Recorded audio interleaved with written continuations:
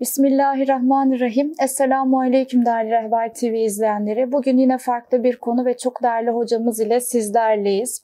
Sayısız filme ve edebiyata konu olmuş, sevdasıyla konu olmuş Yusuf Peygamber'in eşi Züleyha'yı ele alacağız bugün. Hoş geldiniz hocam. Hoş bulduk. Allah razı olsun. Nasılsınız? Elhamdülillah, çok şükür. Sizler nasılsınız? Hamdolsun bizler de iyiyiz. Allah da etsin. Cümlemiz inşallah. Züleyha kimdir hocam? Bize Züleyha'yı nasıl anlatırsınız? Evet, yani sizin de başta söylediğiniz gibi Hazreti Yusuf'un eşi, ikinci eşidir.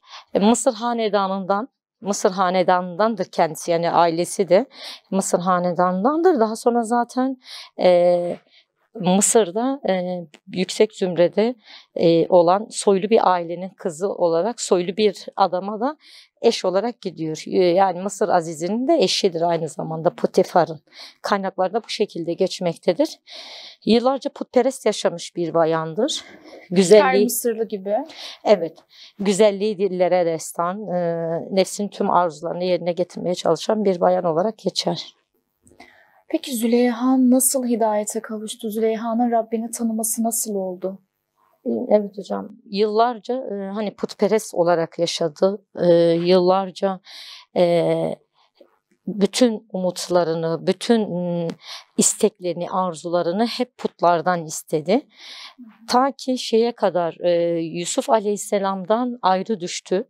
Yusuf Aleyhisselam'a zaten sevdasıyla meşhur olmuştu, sizin de söylediğiniz gibi. Yusuf Aleyhisselam'a o kadar düşkündü ki, yani onu o kadar seviyordu ki aklı fikri hep Yusuf olmuştu. Bir gün yani bütün umudunu putlara bağlamıştı. Putlardan yardım istiyordu, yardım talep ediyordu. Ta yaşının ilerlediği dönemlerde, yaşlandığı dönemlerde yine bir gün putların yanına gidiyor ve onlara diyor ki, ya diyor, siz benden diyor bu yaşlılığı uzaklaştıramadınız diyor.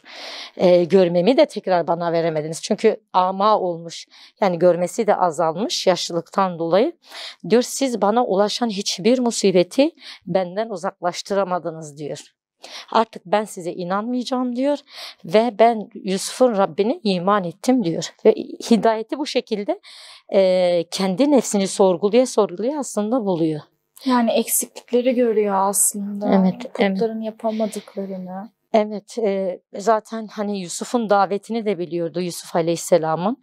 Yusuf Aleyhisselam'ın ilahının Yusuf'a neler yaptığını gördü. Köleyken onu bir aziz yaptı. Bunu en yakın bilen Züleyha'ydı. Bu şekilde kendini sorguluya Rabbini buldu. Peki Züleyha'nın Rabbini tanımasıyla hayatı ne açıdan değişti? Şimdi her şeyini kaybetmişti Züleyha. Gençliği gitmişti, güzelliği gitmişti, malı, mülkü, her şeye gitmişti. Rabbini tanımasıyla bunların hepsi tekrardan geri gelecek ona. Geliyor da gelecek de, yani ileride. Ve yıllarca mücadelesini yaptığı, kavuşamadığı sevdası Yusuf'a yine Yusuf'un ilahı sayesinde kavuşacaktır. Yani yıllarca o putlardan bunu istedi. Yusuf'u istedi, malını, mülkünü istedi, sağlığını, sıhhatini istedi. Ama bu putların hiçbiri ona bunu veremedi. Ta ki Rabbi ile tanışıncaya kadar, Yusuf'un Rabbi ile tanışıncaya kadar, ne zaman ki Yusuf'un Rabbini tanıdı, iman etti, biliyordu. Çünkü Yusuf'un davetini duymuştu, biliyordu ama iman etmemişti. İman ettiği zaman yavaş yavaş artık ilerleyen yıllarında kaybettiği her şeyi Rabbim ona tekrar geri vermeye başlıyor. Tabii ki bu da onu çok etkiliyor. Çünkü putların yapamadığı şeyi bir olan ilah yapıyordu. Evet. Peki Züleyha'nın hayatından size göre en çarpıcı detaylar nelerdir? Şimdi hidayete erdikten sonra zaten Züleyha'nın hayatı tamamen değişti. Yani aklı fikri Yusuf'ta olan Züleyha artık bütün vaktini ibadete ayırmıştı. Bütün vakitlerinde ibadet ile meşguldü, zikir ile meşguldü. Öncesinden, daha hidayete ermeden sürekli ağzında hep Yusuf lafzı var iken, hidayete erdikten sonra sürekli Allah'ı zikretmeye başladı, Allah'ı anmaya başladı. Bütün vaktini de Allah'a ibadetle geçirmeye başladı ve Rabbine yöneldi. Rabbi bu şekilde Rabbi ile arasında bir münasebet oldu. Rabbi ile arasındaki o münasebet ona kaybettiği her şeyi getirdi. Hani Yusuf'tan uzaktı. Yusuf'u görmesine rağmen o kadar köklü bir değişime gitmişti ki aklı fikri Yusuf olan kadın, onu görmek için gözlerini kaybeden, onu görmek için servetini veren kadın Yusuf'a çok yakın olmasına rağmen Yusuf'u görmüyordu. Şimdi hani bu hikaye aslında hani Kur'an-ı Kerim'de uzun uzun diye anlatılır. Kasas suresinde anlatılır. Kıssaların en güzeli diye bayağı detaylı da anlatılır. Şimdi bizi ilgilendiren kısmı hani Yusuf'un kıssası değildir. Züleyha ile olan irtibatıdır. Bizler kadın olmamız hasebiyle Züleyha'yı ele alacağız. O yüzden yani o kısımları detayına da girmeye çok da gerek yoktur.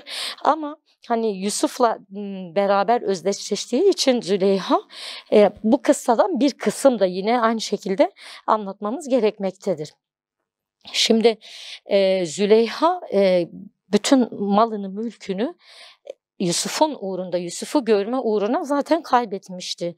Hani Yusuf'tan haber getirenlere paralar, servetler vermişti. Yusuf'u görmek için sağlığını yitirmişti.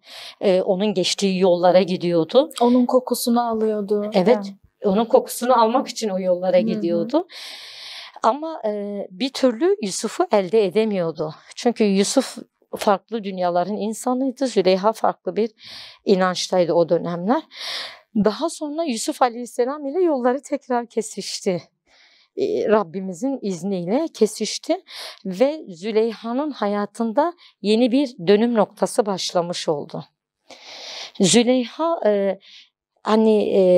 Yusuf onu fark ettiği zaman Yusuf Aleyhisselam ona sarayda bir yer veriyor ve Züleyha orada bütün vaktini ibadete veriyor. Hani Züleyha'nın değişiminden sonrasını bahsediyorsunuz, evet, değil mi? Güzelliğinin verildiği. Evet. Yani ibadetle bütün vaktini geçiriyor. Ona güzelliği, gençliği de Allah'ın lütfuyla geri veriliyor. Çünkü hani dedik ya, Rabbini bulduktan sonra hayatı tamamen değişiyor. Yani sadece inançta değil, onun görünüşünde, her şeyinde bir etki yapıyor. Yani eskiden kaybettiklerini yeni alıyor. Evet, tekrar alıyor. Tekrardan ona o nimetleri veriyor. O kadar nasuh bir tövbe ile tövbe ediyor. Yani Allah-u Teala hani bu nimetleri ona tekrar vermesi o samimi tövbesinin bir neticesidir. Yani zaten Allah'ın vaadidir bu. İnsanoğlu hani hayatında bir şeyleri değiştirmeye kalkışırsa Allah'ın yardımı o insanın gayretinden, çabasından daha fazladır ki insanoğlu hani ne kadar da çalışsa, çabalasa o gençliğini tekrar geri getirebilir mi? Getiremez. Ama olmuş bir kadın gözlerini tekrar açabilir mi? Açamaz. Ama Züleyha Rabbine yöneldiği için Allahu Teala ona bu şekilde lütfu kereminden yeni bir hayat veriyor. Ve Yusuf Aleyhisselam da tabii ona kendi sarayında bir yer tahsis ediyor ve Züleyha bütün günlerini, vakitlerini ibadetle geçiriyor. Her yerde Yusuf'u arayan Züleyha, Yusuf yanı başında olmasına rağmen Yusuf'a hiç iltifat etmiyor. Yani her şeyini, bütün malını, mülkünü, güzelliğini, gençliğini, görmesini o uğurda, Yusuf'un uğrunda veren kadın, Yusuf'a çok yakın olmasına rağmen Yusuf'la arasına Rabbini koyuyor. Artık sürekli Yusuf'un ismini zikredeceği yerde Rabbinin ismini zikrediyor. Şöyle bir darb-ı mesel vardır. Zamanın birinde iki çoban varmış. Bu çobanlar çok samimi iki dostmuş. Ve bu çobanlardan bir tanesi bir zaman ortadan kaybolmuş. Gel zaman git zaman bu arkadaşı da onu çok aramış tabii. Eninde sonunda bir gün kaybolan çoban tekrardan çıkmış gelmiş. Arkadaşı ona demiş ki ya sen neredeydin? Günlerdir ben seni arıyorum, merak ettim. Herkese de sordum, seni bulamadım. Kaybolan çoban diyor ki hiç sorma diyor. Ben bir gün diyor koyunlarımı otlatırken diyor bir padişahın sarayının yanına geldim diyor. Yanına geldim, koyunlarımdan biri padişahın sarayına doğru giderken sarayın bahçesinde diyor bir tane kız gördüm diyor. O kızı çok beğendim, sevdim diyor. Daha sonra öğrendim ki o kız padişahın kızıymış. Diyor öyle bir kara sevdaya tutuldum ki diyor bu sevdamın çaresi hiçbir yerde yoktur diyor. Arkadaşı tabii bu haline üzülüyor. Nasıl diyor hani senin derdinin dermanı yoktur. Yoktur diyor, ben bir çobanım diyor, o padişahın kızıdır. Padişah bana verir mi diyor. Arkadaşı ona diyor ki falan yerde bir alim var diyor. İstiyorsan gidelim derdimizi anlatalım. Belki o alim sana bir yol gösterir diyor. Yoldan gösterir diyor. Ve kalkıp gidiyorlar alimin yanına. Alim ona diyor ki sen diyor falan yerde bir tane mağara var diyor. Git oraya diyor. Bütün vaktini ibadetle geçir. Ama sadece hani kendine yeteri kadar yiyecek götür. Başka da hiçbir şey yapma. Bütün vaktini ibadete ver diyor. Bak diyor o kız senin olacak diyor. Çoban da şaşırıyor diyor. Hani mağaranın içindeyim ben. Vaktimi de ibadetle geçirirsem nasıl kız benim olacak diyor. Ve kalkıyor alimin söylediği mağaraya doğru gidiyor. Mağarada tabii bütün vaktini ibadetle geçiriyor. Bir gün mağaranın önünden bir adam geçiyor. Ve bu adam böyle bayağı izliyor onu belirli bir süre. Çobanın sürekli ibadetle meşgul olduğunu görüyor. Daha sonra kalkıp şehre gidiyor. Şehre gidiyor ve diyor ki falan yerde diyor bir tane çoban gördüm diyor. Bütün vaktini ibadete veriyordu. Hiçbir şey yapmıyordu. Sadece ihtiyaçları haricinde yeme içme ihtiyacı dışında bütün vaktini Allah'a veriyordu diyor. Tabii bir kişi, iki kişi, üç kişi birbirlerine söylüyorlar. Hani konuşmalar ağızdan ağza yayılır ya. Bu şekilde yayılmaya başlıyor şehrin içinde. Bu ta padişahın sarayına kadar bu söylenti gidiyor. Tabii bu arada bu insanlar o çobanı da ziyarete gidiyorlar. Hani ermiş bir kişi gözüyle bakıyor da çünkü bütün vaktini ibadete veriyor. Saraya kadar bu çobanın ünü gidiyor. Veziri, padişahın veziri diyor ki ey sultanım diyor padişaha diyor. Hani bu tür insanlar diyor memlekete hayır bereket getirir diyor salih zatlar. Diyor hani ne yapabiliriz, hani onu çağıralım da bizim memlekete de hayır bereket getirsin diyor. Tabii padişah diyor ki hani git gerekeni yap diyor. Gidiyor söylüyor, hayır diyor ben gelmem diyor. Hani benim şeyim burada ibadet etmektir diyor. Tekrar gidiyor padişaha diyor ki hani gelmiyor. Diyor git sen ona söyle diyor. Gelsin yeter ki benden ne isterse ben ona vereceğim diyor. Diyor sarayımda ona bir köşk yapacağım diyor. Hatta o yetmez benim bir tane kızım var diyor. Ben o kızımı da onunla evlendireceğim diyor. Bu şekilde böyle müjdelerle çobanın yanına gidiyor padişahın veziri. Tabii çoban duyduklarına inanamıyor. Hani nasıl böyle bir şey olur? İmkansız gibi bir şey. Padişahın gelmesi. Hatta veziriyle beraber padişah da gidiyor. Yani, ayağına gidiyor. Ayağına gidiyor. Evet ayağına gidiyor. Tabii çoban inanmıyor. İnanamıyor. İnanası da gelmiyor. Çünkü mümkün olmayan bir şey. Diyor ya diyor ben diyor Allah'tan diyor bu kız için ibadet ettim. Ben ibadetlerimi bu kızı elde etmek için yaptım diyor. Peki diyor Allah bana o kadar imkansız şeyler verdi ki sadece bu kızı elde etmek için yani evlenmek için onunla ibadet ettim. Ben Allah için Allah deseydim Allah bilir Allah bana neler verirdi diyor. Ve yani o kadar olarak kalıyor. Çaba sarf etti sadece o kızı almak için. Evet. Rabbim o kızı ona nasip etti. Evet. Eğer bu çabayı Allah yolunda verseydi Rabbim kim bilir neler verecek. Evet, tıpkı Züleyha gibi. Hani Züleyha da o kadar hani hayatı günahlarla dolu. Ama Rabbine bir şekilde yöneldi ki nasuh bir tövbe ile tövbe etti ki nasıl bir tövbeydi ki Rabbim ona imkansız yani dünya gözüyle imkansız olan şeyleri bile lütfetti. Yani bu Allah'ın yanında demek ki zor bir şey değildir. Yeter ki insan Allah'a samimi bir şekilde tövbe etsin, samimi bir şekilde yönelsin. Züleyha'nın da yönelmesi Rabbine oldu. Bütün vaktini Rabbine verdi. Zikrini Rabbine verdi. Kelamını Rabbine verdi. Rabbi de ona imkansız gibi görünen şeyleri tekrardan geri verdi. Peki Züleyha'nın hayatından çıkaracağımız dersler neler olmaktadır, neler olur? Evet. Şimdi dediğim gibi hani bizim bakış açımız Züleyha'ya Yusuf'la değil, yani kıssasın büyük bir kısmında, yani Yusuf kıssasında Züleyha'dan zaten Potifar'ın eşi diye bahsedilir. Mısır Aziz'inin eşi diye bahsedilir. İsmi Kur'an'da da geçmez. Ama surelerin, yani o surenin içinde ondan hep zikredilir. Yani büyük bir yere kadar, büyük bir kısma kadar Züleyha'dan hep bahsedilir. Yani Mısır Aziz'in eşi diye.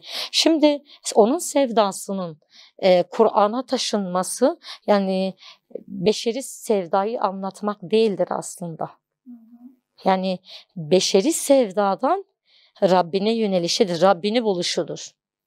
Şimdi Züleyha'nın hayatından çıkaracağımız ders onun Yusuf'a olan sevdası olmaması gerekir. Aslında bu Züleyha'ya da bir nevi haksızlık olur aslında yaşadıklarına. Evet. Şimdi benim dikkatimi çeken en önemli nokta mesela Züleyha'nın hayatında nefsi emmareden nefsi mutmaine doğru gitmesi.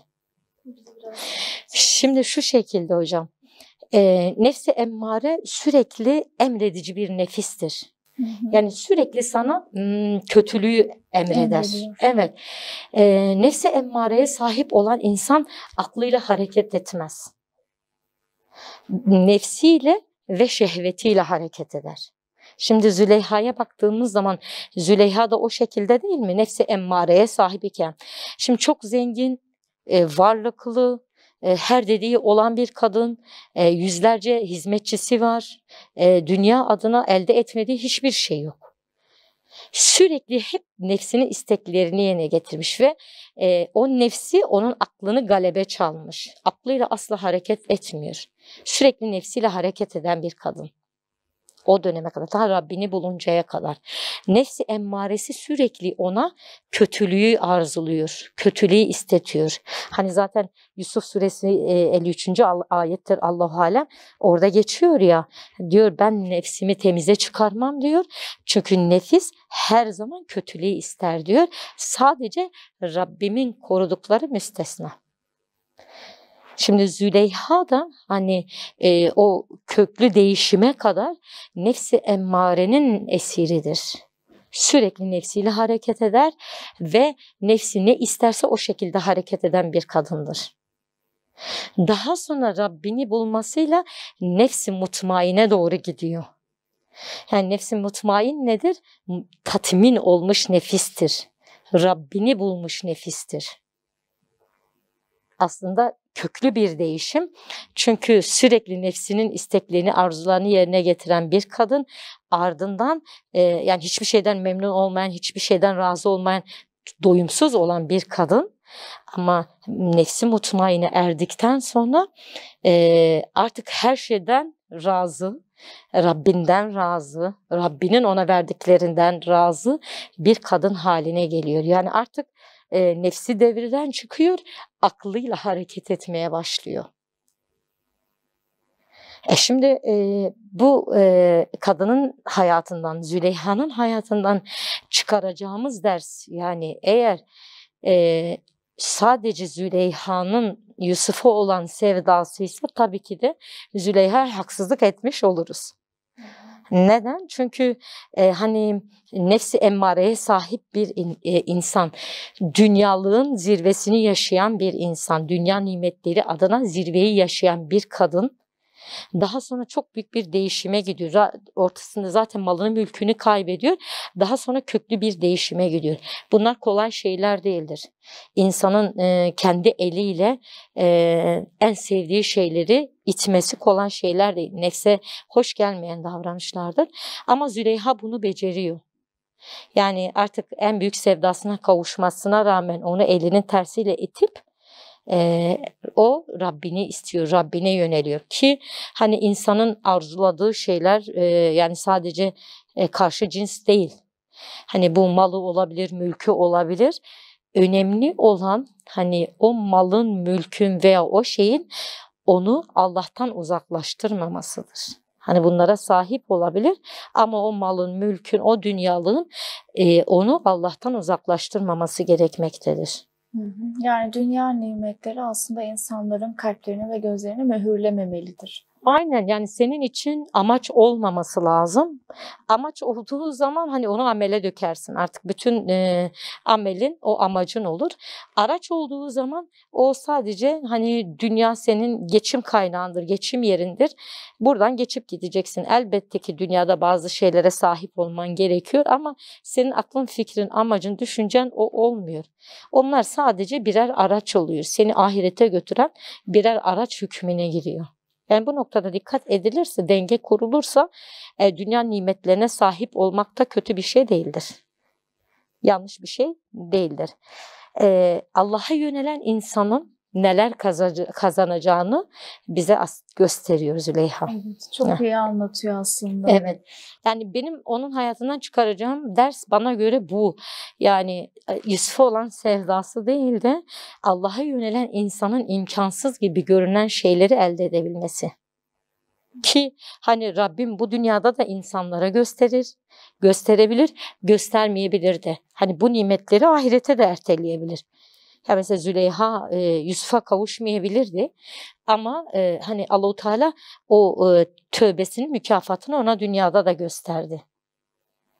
Hani mümin bu şekilde iman etmesi lazım. İlla ki sabrının şeyini bu dünyada mükafatını görmeyebilir. Ya aslında duanın kabul olma çeşitlerinden Evet. biri de bu değil midir? Evet. Hani bana dua edin size icabet ediyorum, Evet. edeceğim diyor da ama Evet. nasıl bir icabet şekli? Tabii bu Senin dünyada- için hayırlı olmayabilir. Öteki dünyada bunun karşılığını sana verebilir. Evet. Aslında bu da duanın icabet Evet. şekillerinden biridir. Evet. Şimdi ibadetin ruh üzerindeki etkisini biz Züleyha'da çok güzel görebiliyoruz. Hani Rabbine yönelmişti, tövbe etmişti, bütün vaktini ibadete, zikire vermişti. Sürekli Rabbini zikrediyordu. Ve Yusuf onun sevdasıydı, Yusuf'u görmüyordu bile. İşte bizim ibadetlerimizin ve çektiğimiz zikirlerin de bizim ile Rabbimiz arasına hiçbir şeyin koymaması gerekiyor. Yani bu en basitinden kıldığımız namazlara göstermemiz gereken ihtimamı belki gösterir. Çektiğimiz zikirlerin, okuduğumuz Kur'anları ne şekilde okumamız gerektiğini bize gösterir.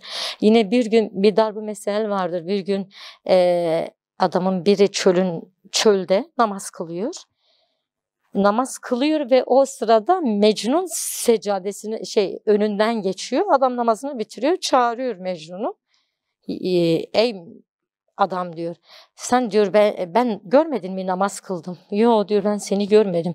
Nasıl görmedin? Ben koskoca adamım, sen beni nasıl görmedin diyor. Diyor ki ben Leyla'mı arıyordum, aşkımı arıyordum.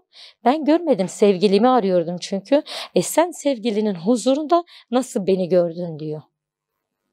İşte ibadette dikkat etmemiz gereken noktalardan biri budur. Hani Züleyha bunu da bize gösteriyor. Bunu da bize öğretiyor. O ibadete verdiği önem, zikre verdiği önem ve ibadeti o kadar içtenlikle yapıyor ki Yusuf'u bile görmüyor gözleri. Aslında Züleyha'dan ilim, amel ve ihlası öğreniyoruz. Evet. Yani ilimsiz amel olmaz, ihlassız da amel olmaz. Şimdi yıllarca hani bakış açısına göre Züleyha'yı hep biz aşkla tanıdık. Bu yönleriyle bize hiç tanıtılmadı. Zaten hani dediğimiz gibi Züleyha'nın ismi Kur'an-ı Kerim'de geçmemektedir. Hakkında ayet, hadis de yoktur. Ama tefsir kitaplarında ve tarih kitaplarından anlattığımız, gördüğümüz, okuduğumuz kadarıyla Züleyha bizlere bunları anlatıyor. Ya bu noktaya dikkat etmek gerekiyor. Ve hani biraz önce nefsi emmareden bahsettik ya, nefsin aslında doyumsuz olduğunu bize öğretiyor. Eğer bizler nefsimizin dizginlerini elimizde tutmadığımız zaman nefis bizi istediği yöne götürür. Hani bir at gibi düşünün. Atın mesela yularını tutmadığın zaman o at seni istediği yere götürür, değil mi? Tabii. Ama yularını tuttuğun zaman sen onu yönlendirirsin, at seni istediğin yere götürür. Terbiye ettikten sonra sen onu istediğin yere Nefis de götürürsün. öyledir. Nefsi tamamen öldürmek mümkün değildir. Ama nefsin yularını kendi elinde tuttuğun zaman o nefis tabii ki de seni Rabbine götürür. İşte biz Züleyha'da bunu da gördük. Hani hayatının ilk döneminde nefsin arzularını, isteklerini sürekli yerine götüren bir kadın ve bu nefsin ve arzularının onu nereye götürdüğünü gördük. Ta ki büyük bir günah işleyecekti neredeyse. Daha sonra malının, mülkünün gitmesi veya sağlığının gitmesi bunun en güzel örneğidir. Daha sonra insanın düşünerek Rabbini bulabilmesi, sorgulayarak Rabbini bilebilmesi. Yani biz bunu sadece Hazreti İbrahim'de mesela biliriz. Hazreti İbrahim'in hayatında darb-ı mesel olmuştur bizim için. Hazreti İbrahim sorgulayarak Rabbini buldu ya. Züleyha da aslında sorgulayarak Rabbini buldu. Bazı şeyleri yakinen görerek. Hani putlara sürekli dua ediyor ama putlar onun hiçbir duasına icabet etmiyor. Onu azize iken o ne hale soktuğunu kendisi kılıyor. Aynen sefil kılıyor. Bir köle gibi muamele görüyor. İtibarı gidiyor. Ama Yusuf'u görüyor. O bir olan Allah'a inanan, sürekli Allah'a dua eden Yusuf'u görüyor. Yusuf biliyorsunuz bir köle iken Mısır'ın azizi oluyor. İşte bu şekilde Züleyha sorgulaya putların ona herhangi bir fayda vermediğini, boşa bir zaman geçirmiş olduğunu fark ediyor. Rabbine yöneliyor ve Rabbini buluyor. Demek ki insanlar sorgulaya da Rabbini bulabiliyor. Aslında hidayetin kime nasip olacağını kimse bilemez. İnsanın kalbinde bir ukde varsa o kesinlikle yeşerir. Hani Yusuf Aleyhisselam'ın güzelliği zaten dillere destan. Ama bu güzelliğinden Züleyha'nın etkilenip Rabbini bulması, hidayete ermesi, bunun Züleyha'ya nasip olması da aslında işin farklı bir boyutu. Yani hani Züleyha zaten Yusuf'la imtihan oldu. Yusuf'un imtihanlarından bir tanesiydi Züleyha. Ama Züleyha için de Yusuf ilahi aşkı bulmasına sebep olan bir imtihandı. Evet. Birbirlerinin imtihanı oldular evet, aslında. Rabbim kazananlardan eylesin inşallah cümlemizi imtihanı. Çok teşekkür ediyoruz. Allah razı olsun sizlerden. Ecmaîn olsun. Evet değerli izleyenler, bugünlük bize ayrılan sürenin sonuna geldik. Allah'a emanet olun.